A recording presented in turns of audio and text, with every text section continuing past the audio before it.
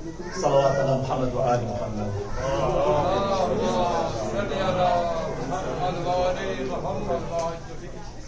أعوذ بالله من الشيطان الرجيم. بسم الله الرحمن الرحيم. الحمد لله رب العالمين، والصلاة والسلام على أشرف الأنبياء والمرسلين، حبيب إله العالمين أبي القاسم المصطفى محمد. اللهم صل على محمد وعلى أهل بيته الطيبين الطاهرين المعصومين. رب اشرح لي صدري ويسر لي أمري واحلل عقدة من لساني يفقه قولي. أما بعد. It brings me great pleasure to be here again. I visited you about 7 years ago during the same days of Muharram. We spent 10 days together. So we have another opportunity together to commemorate Imam Hussein and his martyrdom. Inshallah, Allah will accept our efforts and whatever is spoken, whatever is heard, whatever is learned, and help us to become closer to the Imam and closer, of course, to Allah Himself, inshallah. During this first eve of Muharram, I'd like to share a particular hadith of Imam Ali ibn Musa al-Ridha.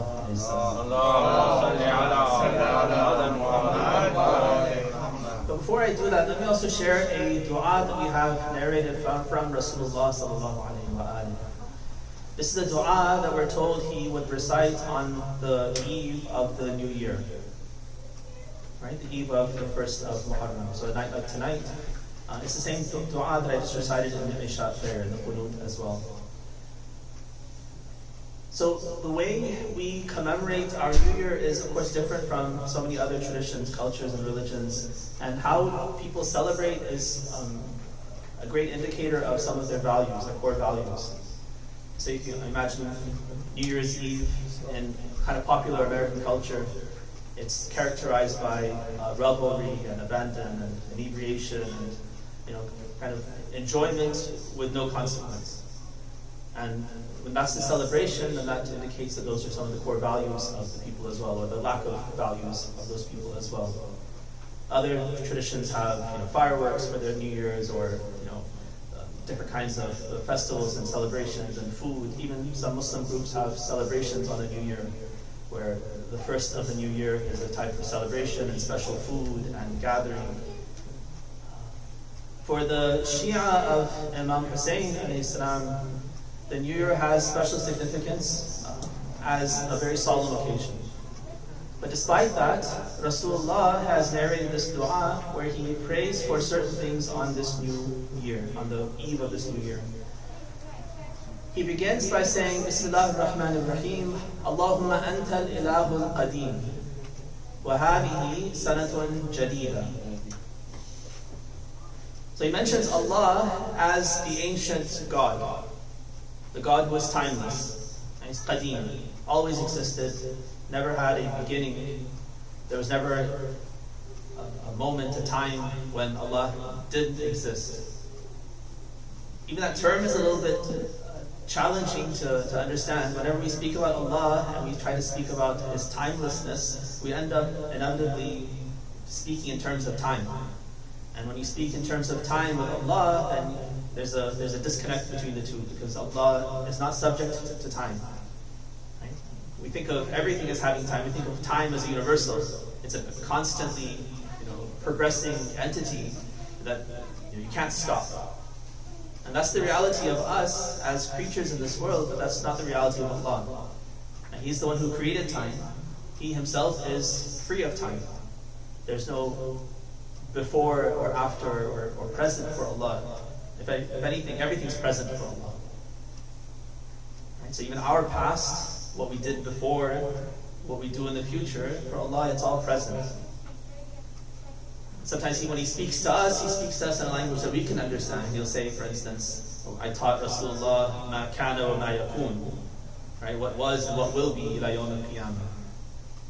But again, that's for us to understand that there's a past and a present for us, and while for us it's impossible to know the future, and even the past we can only know through narrations of people or books or stories.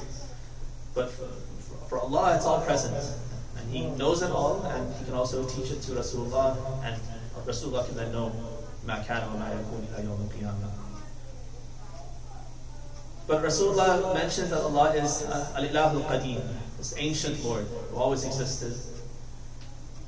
So while this is a new year, هذه سنة جديدة, it's a new year. It's a new year for us. Again, for Allah, there's no beginning of the year, end of the year. There's no year. There's no passage of time for Allah. But for us, time is very important. It's part of the creation of Allah that He has created for us, and there's benefit in it, a significant benefit for us. If we had an endless existence, or I should say like a monotonous existence where it was just moment after moment, but there was no cyclical nature to it. There was no beginning and end. There was no day and night cycle. There was no end of a week and a beginning of a week, or end of a year, beginning of a year, birthdays, any these milestones, these markers that we have in our life, then our life would really lack something really significant. We wouldn't have direction. So the time itself that Allah has created as a necessary part of this creation, or an intrinsic part of this creation, that's a very important part of creation, and it's something that's very significant for us. And He also mentions time as something that's in it there's benefit for us. يَسْأَلُونَكَ عَنِ الْأَهِلَّةِ, for instance. In Surah Al-Baqarah, he narrates that people ask Rasulullah about these hilals. Ahilla is the plural of hilal. And what's the significance of these hilals? Maybe they're asking about the science of how do you get a small moon and a big moon, and how does it move through cycles. So Allah, He skips the science behind it. That's something you can explore yourself and understand and marvel at. But the benefit, the hikmah, the wisdom behind these ahilla, the new moon as the start of a new month, is قُلْ هِيَ مَوَاقِيتُ لِلنَّاسِ وَالْحَجِّ. It's a miqat for people. Miqat comes from the same word as waqt, time. It's a way to mark time for people. So you have a new month, an end of a month. With that, you can have schedule things. You can have some variation in your time. You can have some schedule. You can have markers for different goals that you've set for yourself. Right? Our calendar year is punctuated by these significant events. Again, if you just said, that kullu yawmin ashura wa kullu ardin karbala, that's a good sentiment, a true sentiment. It's not a hadith, but it's a true sentiment.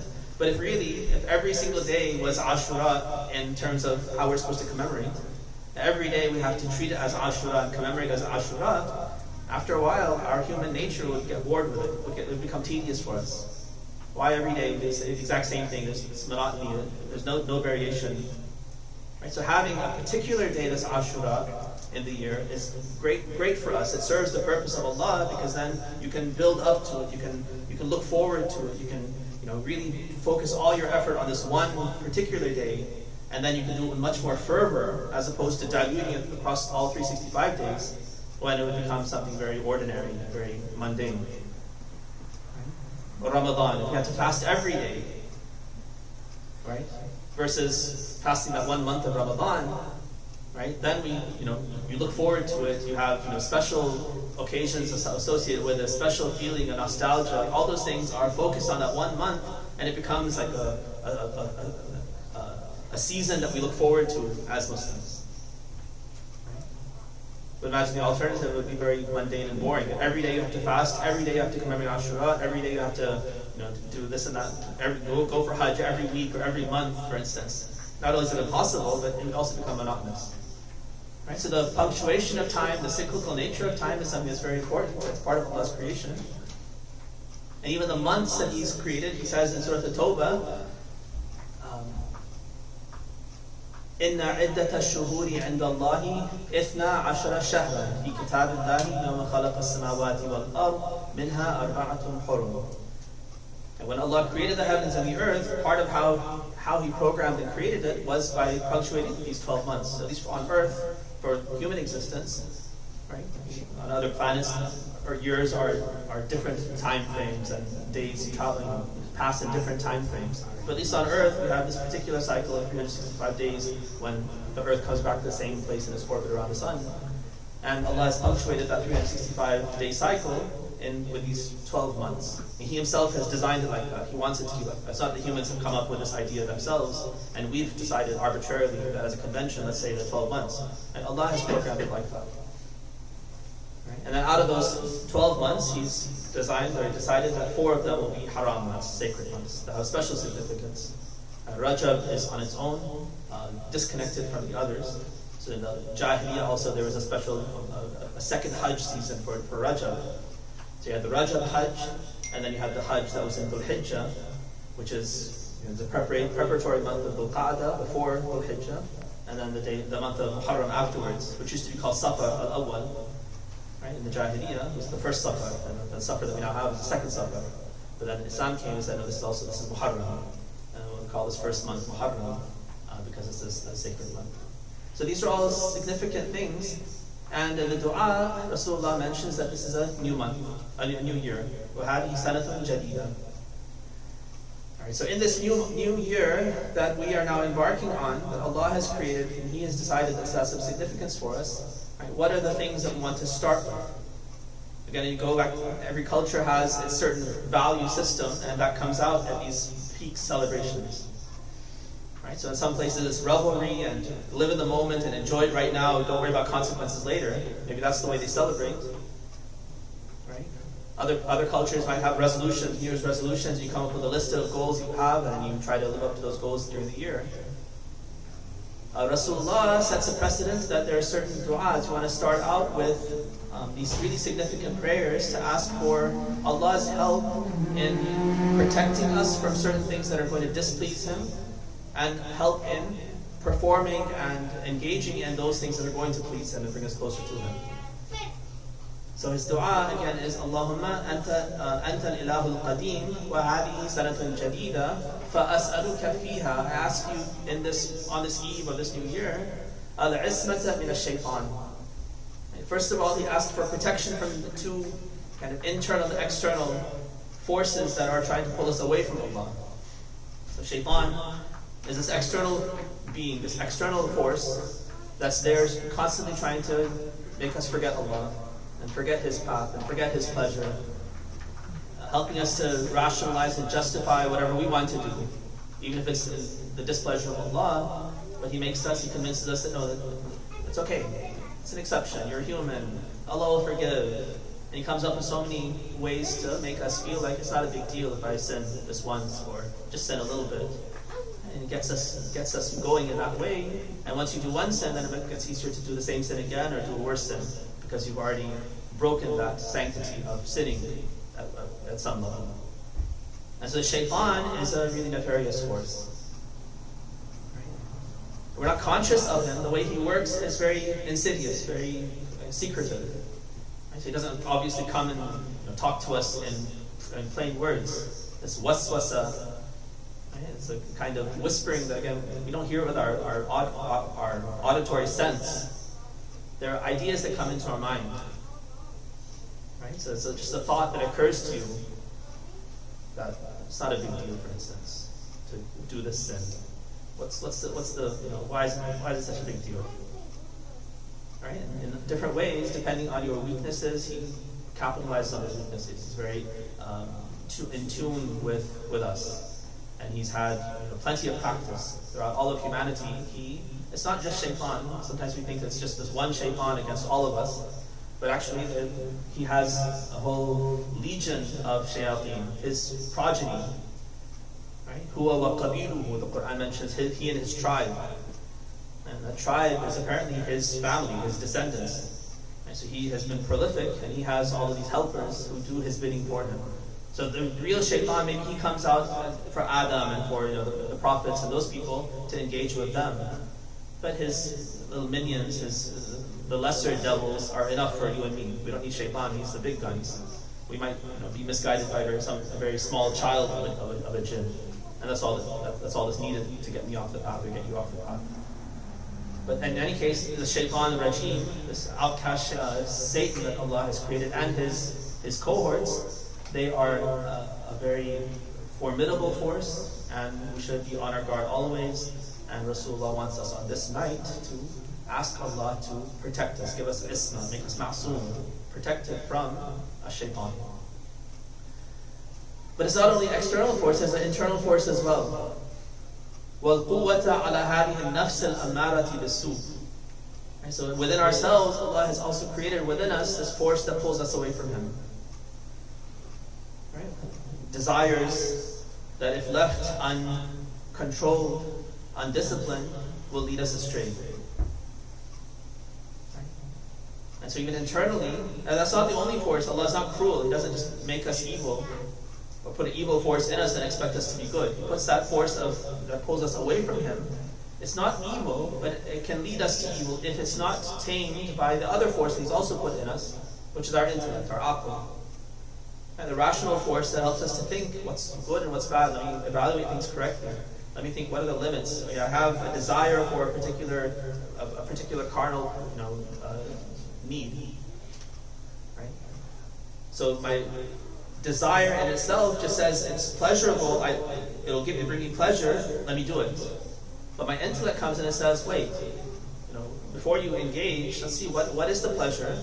Is it true pleasure? Is it just instant gratification?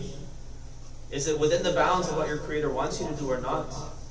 What are His guidelines for engaging in this particular pleasure?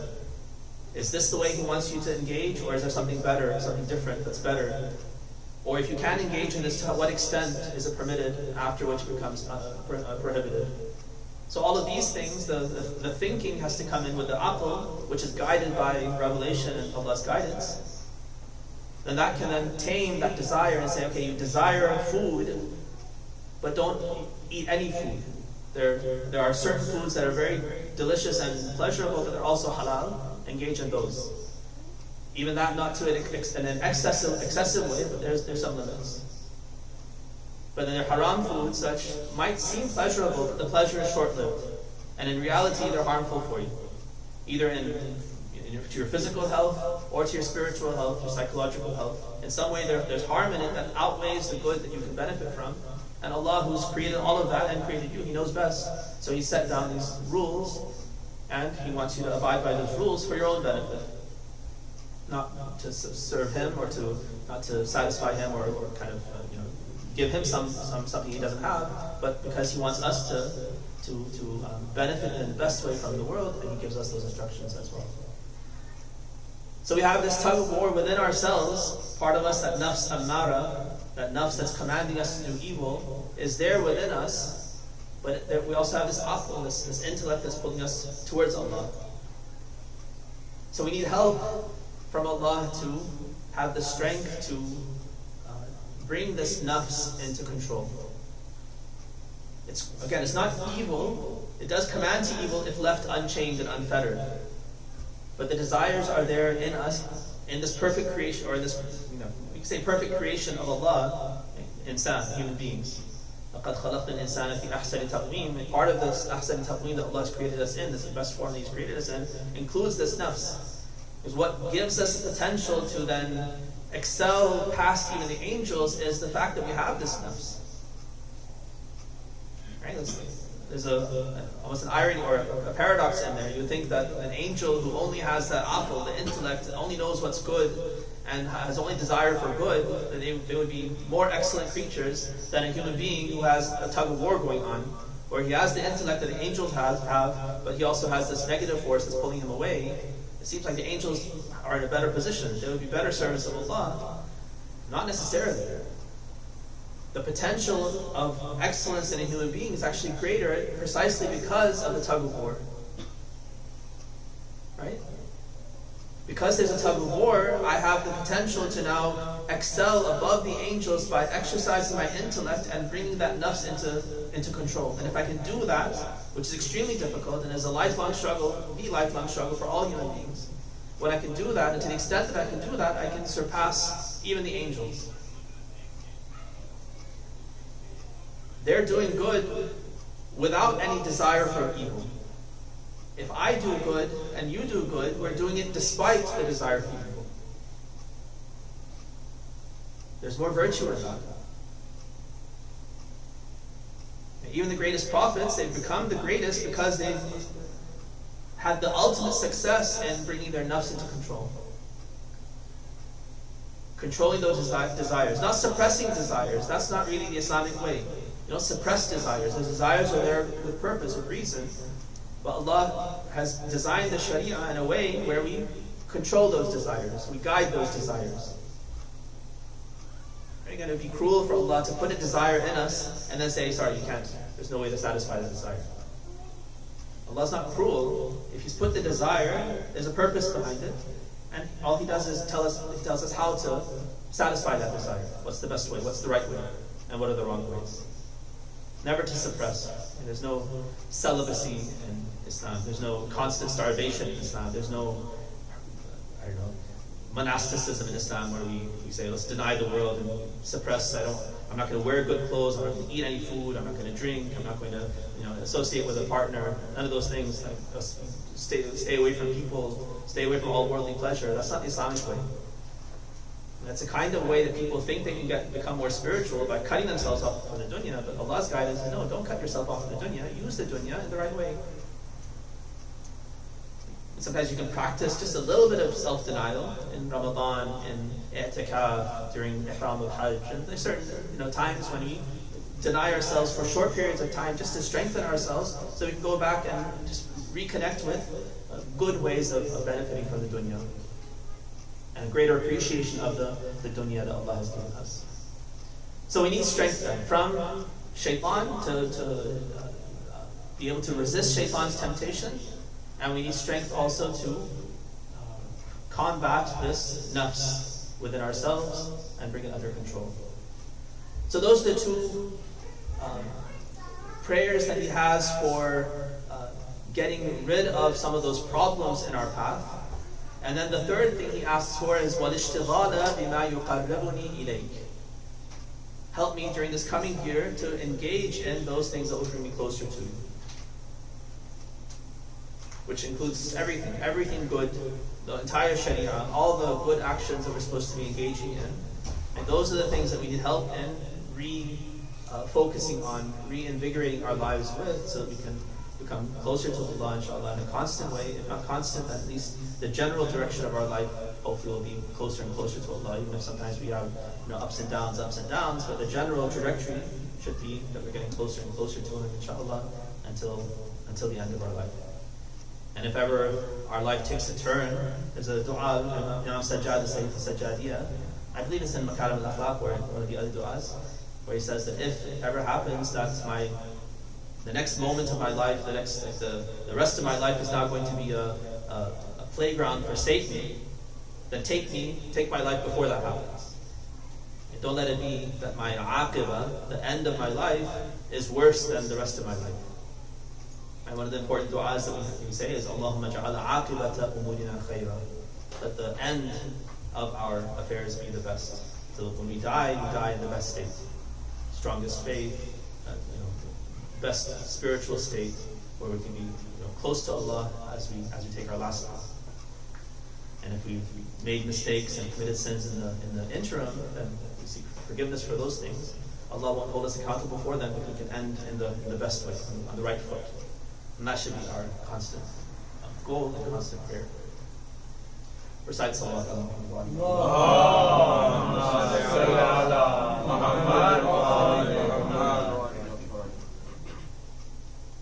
The other hadith I like to share during this first Eid, it's one of these hadith that I think the Ahlul Bayt intended for us to revisit on an annual basis. They've given us certain texts like this where they encourage us to revisit. Right? So Ghadir, for instance, the hadith surrounding Ghadir, the khutbah of Rasulullah on the day of Ghadir, that's something we're supposed to revisit every year. Right? The khutbah Sha'baniyah, Rasulullah recited on the last Friday of Sha'ban, before the month of Ramadan, that's something we're supposed to revisit every year. We should read through it every year because it has an annual message for us to refocus for the month of Ramadan. There's a wasiyah of Amir al-Mu'mineen where he is speaking from his deathbed, and those last days of Ramadan, where he's speaking to Imam Hassan and to his Ahlul Bayt who are gathered around. But he tells them, he gives them a message that he also mentions us. He says that this is a message to you, Hassan, my heir, and Hussein, and to my Ahlul Bayt, all of my Shia, and he says all of my Shia until the Day of Judgment. And then he gives this message of what are the most important things. As-salah, zakah, and hajj, and he mentions all these different things and why they're so important and why we should refocus on these particular things. So that's a message he wants us to read every year. So this hadith of Imam Ali ibn Musa al-Rida, the 8th Imam, precise.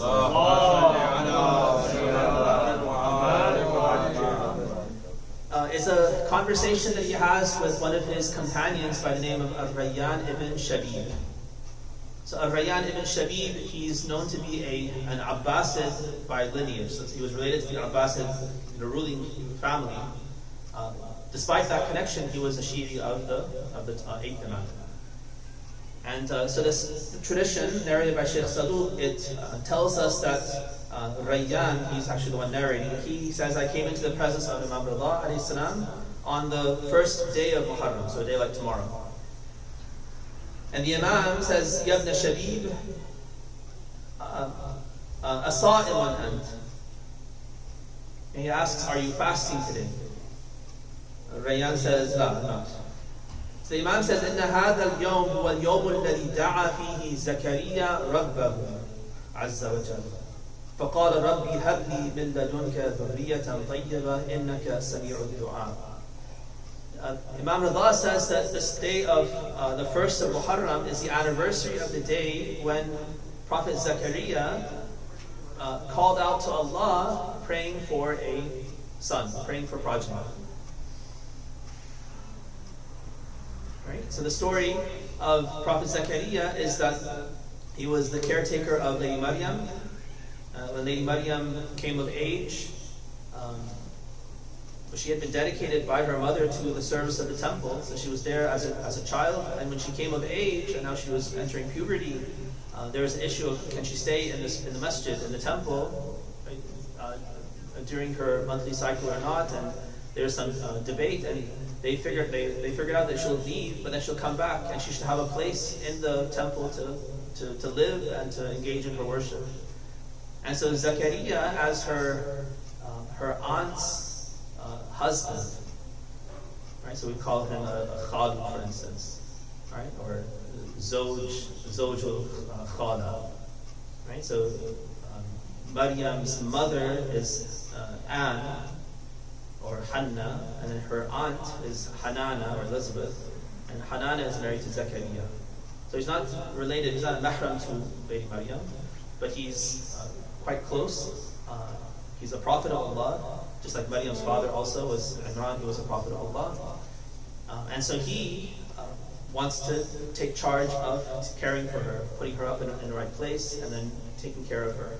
And so there's some struggle. Some of the other people who are unqualified but want the honor, they try to do it as well, but the lot comes out for Zakaria, and he's given this trust of taking care of Lady Maryam. And so he cares for her, he goes on a daily basis, he visits her, he brings her whatever she needs, food and whatnot. And then he's always blown away by the fact that when he enters into her quarters, there's already food there. Right? And it's not only that there's food there, and no one else has access to it, but it's always very extraordinary food. So Hadith tell us that he would find, for instance, winter fruits in the summer and summer fruits in the winter. So out of season fruits. Nowadays we can ship from Argentina to North America and this and that, and have out of season fruits all the time. But in that time it was something extraordinary. It was miraculous. And he would ask her, "Anna laki hada? Where do you get this from?" Her response is, "Inna Allah yarzuqu man yasha bighayri hisab." Allah provides for whomever He wishes without any reckoning. So Allah had miraculously provided for her these different special treats to sustain her in her worship. So when Zakaria sees this, he is inspired himself. He's an elderly man. His constant prayer has been for a child. And he's a prophet. He's also a guardian of the temple in a time when corruption was rampant in that temple.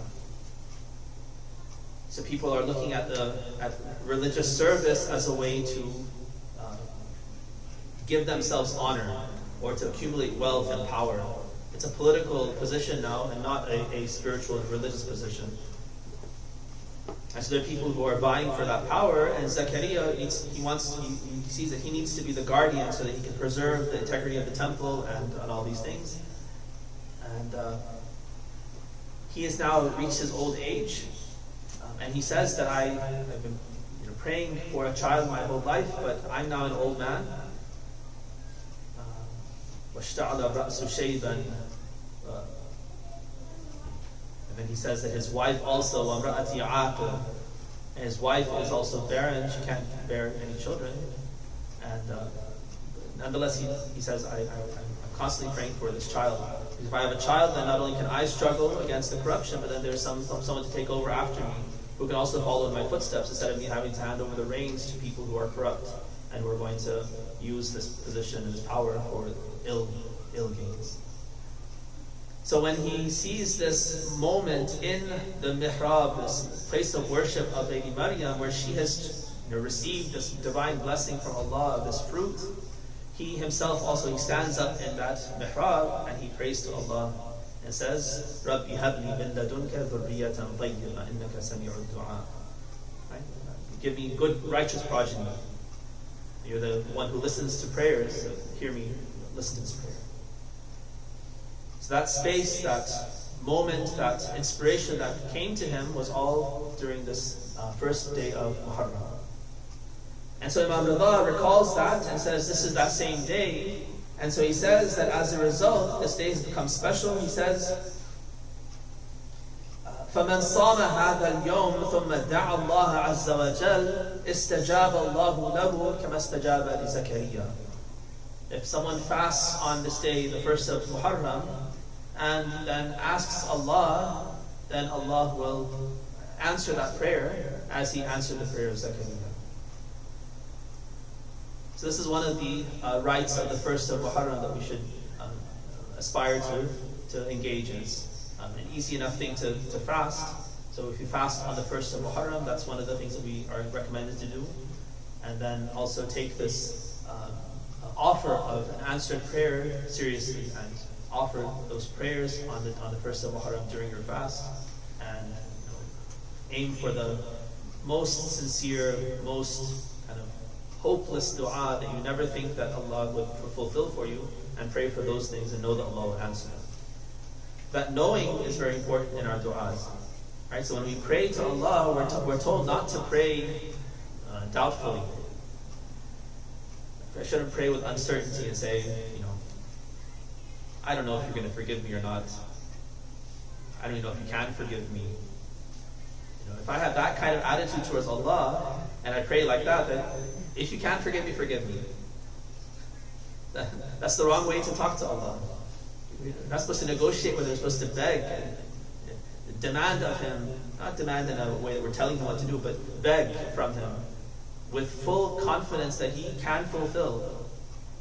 And one of the lessons we learned from Isa alayhi salam with his disciples in the end of Surah Al-Ma'idah. Surah Al-Ma'idah is named after the Ma'idah that they call down from Allah. Maybe it's the Last Supper. So his companions, they want a sign for themselves. And so they ask Isa in a way that's very shaky. هَلْ يَسْتَطِيعُ رَبُّكَ أَن يُنَزِّلَ عَلَيْنَا مَائِدَةً مِنَ السَّمَاءِ. Can your Lord provide for us a spread of food as a sign for us? That's the wrong way. That's not the way you pray to Allah. You don't say, can God do something? It's polite when we speak, maybe we say, could you do something? Would you do something for me?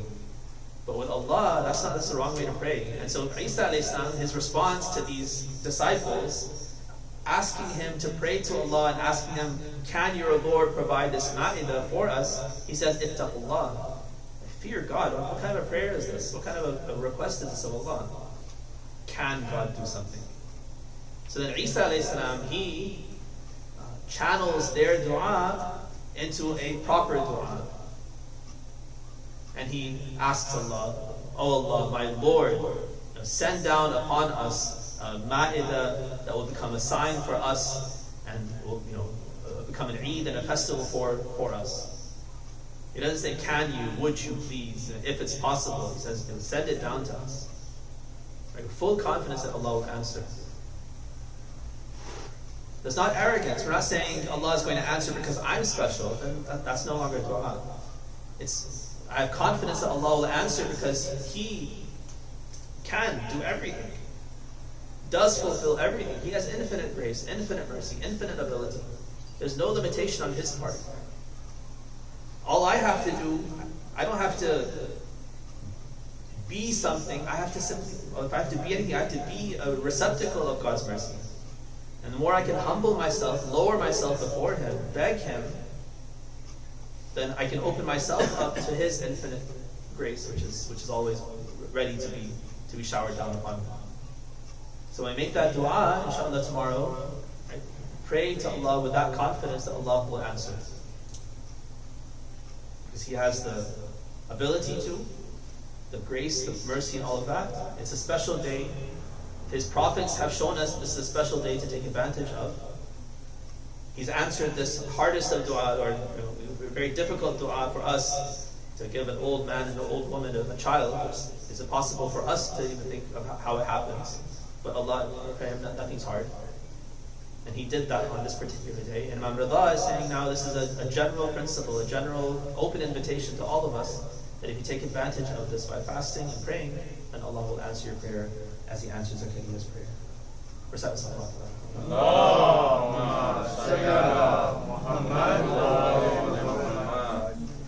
Then Imam Rida says, Ya ibn Shabib, Inna al-Muharram huwa ash-shahr alladhi kana ahlu al-jahiliyya fima madha yuharrimuna fihi al-dhulma wal-qital bihurmatihi. He says that the month of Muharram was a month that in the Jahiliyyah, even before Islam, the Arabs, they observed the sanctity of the month, and they would refrain from fighting, refrain from any sort of transgression during this month because of its sanctity. Right? Not because of their Jahili customs, but it was a leftover from godly customs of Ibrahim alayhi salam. Right? So whatever good there was in Jahili Arab culture, it was remnants left over from Ibrahim's guidance. Whatever was left of Hajj and these kinds of traditions were there from his time. And so the sanctity of the 4 sacred months was still there. And so despite the fact that they transgressed in so many ways, they would have feuds where they would, one person would do something to one tribe, they would retaliate double. If you killed one of mine, I would kill 10 of yours. That was their culture. They preserved their honor by transgressing against others, by doing dhulm to others. The more dhulm I can do, the more I can show that I'm very powerful, that no one else will touch me. Right? So you gained honor in that society through transgression, through violence, these kinds of things. It's not through justice and fairness and good qualities. But even in that society, Muharram had a sanctity. فما عرفت هذه الأمة حرمة شهرها ولا حرمة نبيها.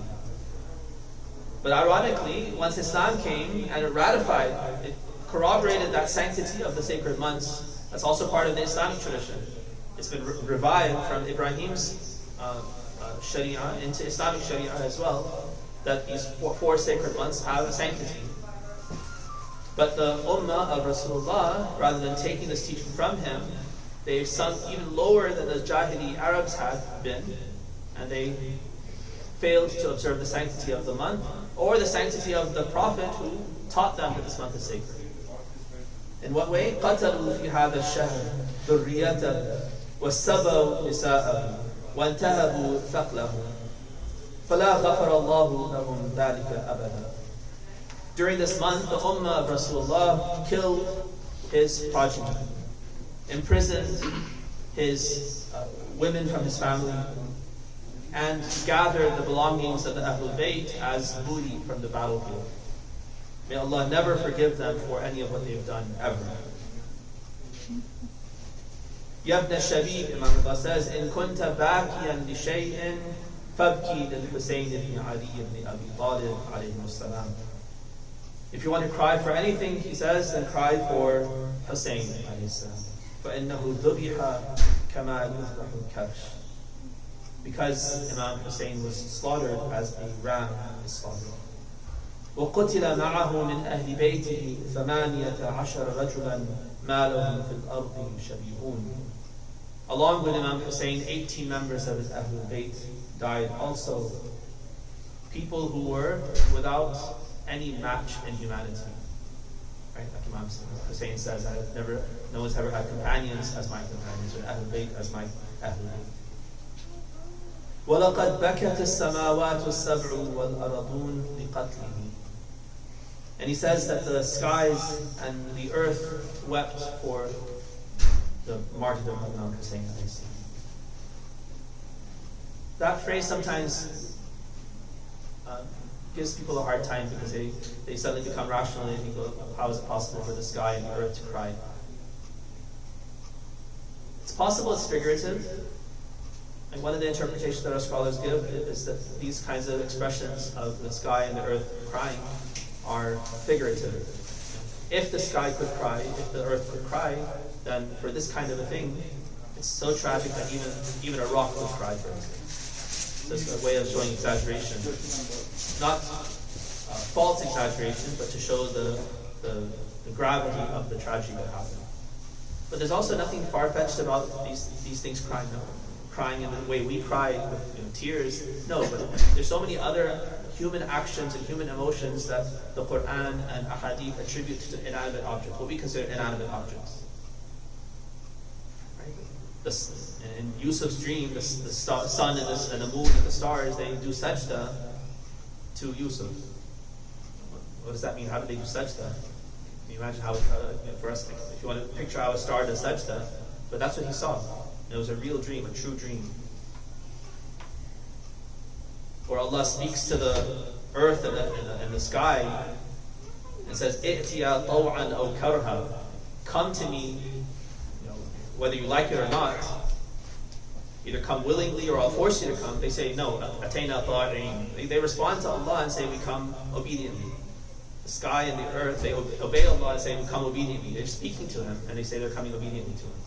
So again, if either we have to say all of this is figurative, which is possible, or there is something real in all of this. We might not perceive it, as Allah says, وَإِن مِّن شَيْءٍ إِلَّا يُسَبِّحُ بِحَمْدِهِ وَلَكِنْ لَا تَفْقَهُونَ تَسْبِيحَهُ. The tasbih, when we say subhanallah, we're doing tasbih of Allah through words. We're saying Allah is far above lowly attributions.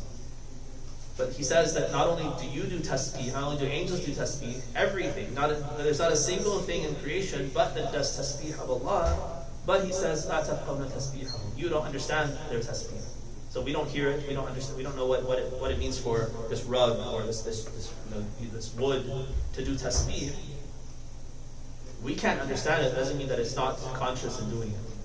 It's just that we have a limitation in understanding what that tasbih is. How the creatures of God all willingly do tasbih of Allah. So if they can do tasbih, they can also cry, they can also do sajda, they can also speak to Allah. We may not understand it.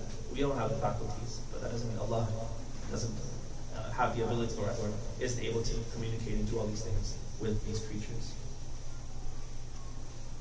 لقد نزل إلى الأرض من الملائكة 4,000 لنصره فوجدوه قد قتل.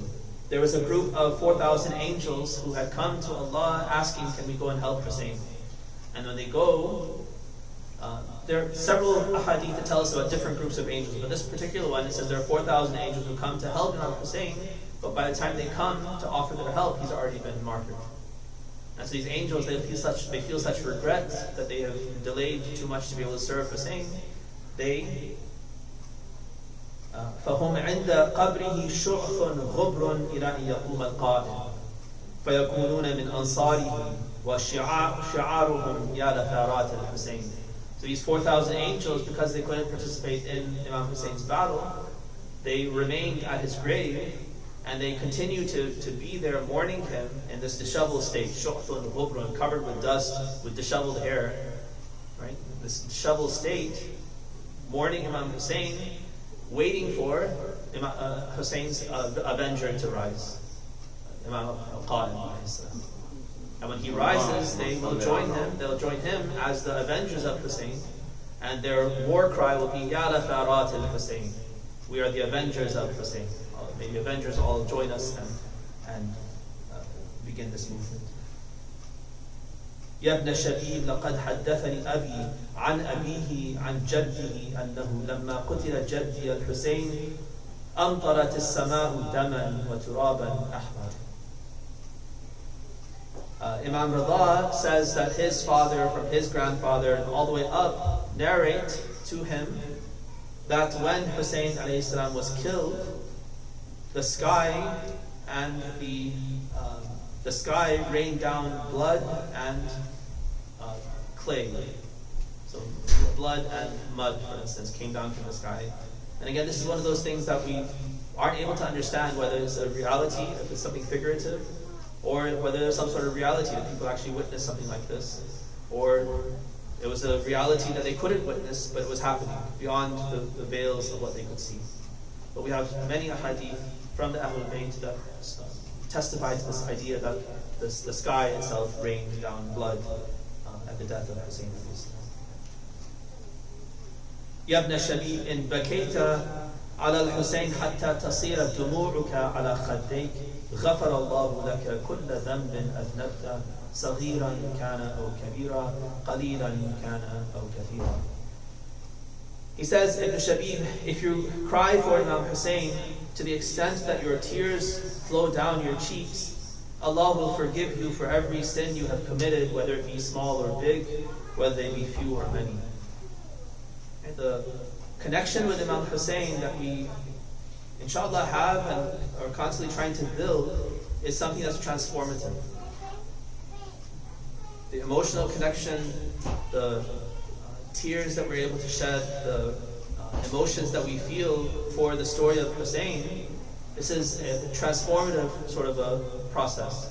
You can't remember Hussein and cry for his story and still be the same person. You might revert, but there's the opportunity of transformation. Where now if I can sincerely cry for Imam Hussein, I am now connected to him in a way that I can't go back to sinning the way I did before I cried. Then what's that connection? I've destroyed the connection that I had. So that's the prerequisite. So again, sometimes the Shia, they mistakenly they'll pick on these hadith and say, see, if I just show up for a majlis and I cry for Imam Hussein, then it doesn't matter what else I do. It's almost like a Protestant Christian mentality. It doesn't matter what kind of life I live, if I can just accept this one idea that Jesus Christ has died for my sins, then it doesn't matter, everything else is forgiven. And I can live a corrupt life that's completely unlike Jesus, but somehow still avail myself of salvation through Jesus. That's not the way Christianity works. That's not the way Islam works. We don't achieve salvation through some sort of a trick. Let me just change myself for 1 minute and just cry, but then go back to living the way I always lived before, and all of that is forgiven because of this one moment of connection. The connection has to be transformative. It has to change me so I'm now reconnected to him. It's now a new passion that I have to be with him, like him, follow in his footsteps. Then Allah is willing to forgive everything else that went before, because now I've turned a new leaf. When you turn a new leaf, then Allah doesn't care what you were before. He cares what you are now, what you've become. That's what's important. That's the promise to every convert. Al-Islamu yajubbu ma qabla. The hadith of Rasulullah, when you become Muslim, it wipes clear everything went before. Whatever sin, whatever disbelief, whatever qualities a person had before, once they sincerely convert, then Allah is willing to forgive everything else, because now they've turned a new leaf. They can truly be born again. And that's not only for converts, we can all do that. Every time you do tawbah, right, you go for Hajj, one of the results that you come back as a child who's just been born, with a clean slate. Again, if you transform yourself, a tear for Imam Hussein, the same thing, you can transform yourself. So we can all turn this new leaf. The idea, the goal is to find these opportunities, take advantage of these opportunities, and turn them for ourselves, reconnect, recommit ourselves to the path of Islam. يا ابن شبيب إن سرك أن تلقى الله عز وجل ولا ذنب عليك فزر الحسين. If you want to meet Allah with no sin in your book of deeds, then go for ziyarah of Hussein. Again, the ziyarah is transformative, not as just a ritual that you go through and it's meaningless and you come back and you're the same as you were before, but a ziyarah where you connect and now you come back with a new energy, a new inspiration. That's transformative. Allah is willing to wipe clean everything from before, because you've now turned a new leaf and now you're Hussein. يا ابن شبيب إن سرك أن تسكن الغرف المبنية في الجنة مع النبي صلى الله عليه وآله فلعن قتلة الحسين. It's not only about drawing close to Hussein. That's not the only part of this key to turning a new leaf. We also have to disown, cut ourselves off from those who caused the suffering of Hussein. So calling down the la'an of Allah, the damnation of Allah on those who murdered Hussein is part and parcel of becoming closer to Allah. And that's also a very challenging concept sometimes for people, because they think, we should only be positive, love and happiness, and be positive. Don't worry about the negative. But Islam calls on us to do both. And not only is love a virtue, first of all, love is not absolutely a virtue. It's a virtue if it's directed correctly. If I love sin, if I love a sinner, if I love shaitan, there's no virtue in that. It's a misguided love. The love is not a virtue. Love of goodness, of godliness, that's a virtue. And same with the hatred. Hatred is not a vice.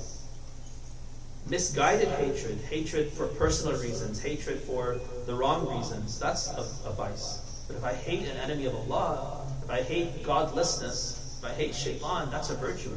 I get closer to Allah by harboring that hatred, practicing that hatred within me of that which is diametrically opposed to Allah. By pushing away from those things that are away from Allah, I'm pushing myself towards Allah.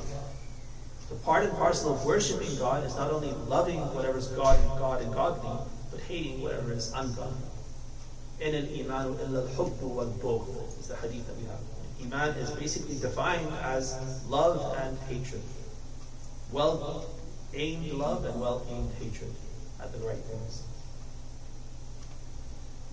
And finally he says, يَا ابْنَ الشَّبِيبِ إِنْ سَرَّكَ أَنْ يَكُونَ لَكَ مِنَ الثَّوَابِ مِثْلُ مَالِ مَنِ اسْتُشْهِدَ مَعَ الْحُسَيْنِ فَقُلْ مَتَى مَا ذَكَرْتَهُ يَا لَيْتَنِي كُنْتُ مَعَهُمْ فَأَفُوزَ فَوْزًا عَظِيمًا.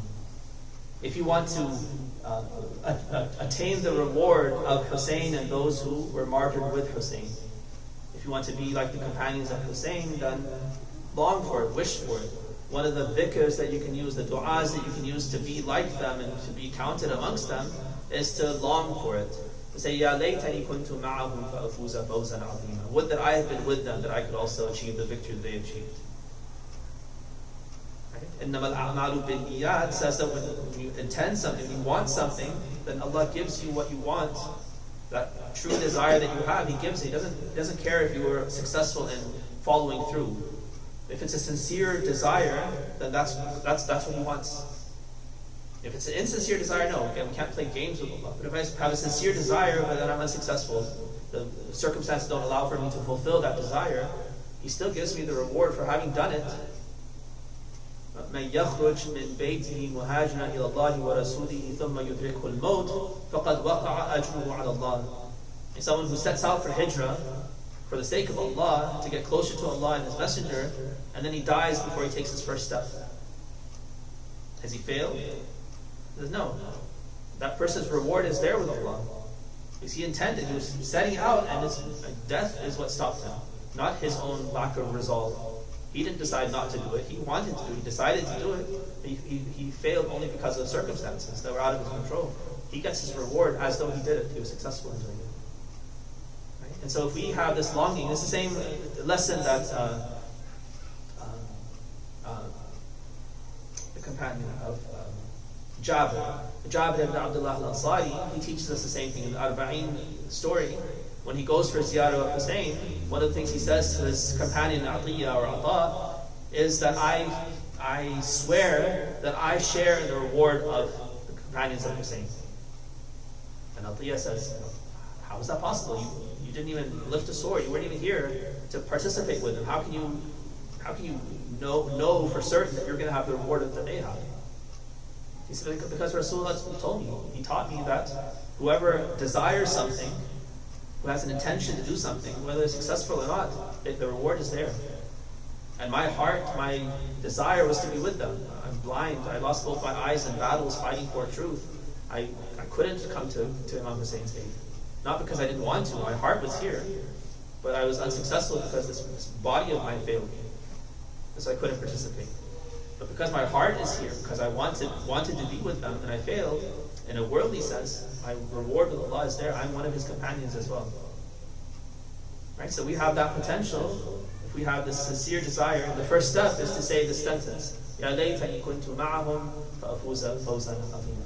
When you remember the companion, say, I wish I had been there as well.